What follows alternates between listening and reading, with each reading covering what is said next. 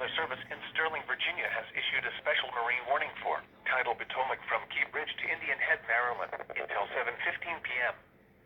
At 5:44 p.m., strong thunderstorms were located along a line extending from near Key Bridge to 9 nautical miles northwest of Mason Neck State Park, moving east at 35 knots. Hazard: sudden wind shift from southwest to northwest with gusts to around 45 knots. Source: observed wind.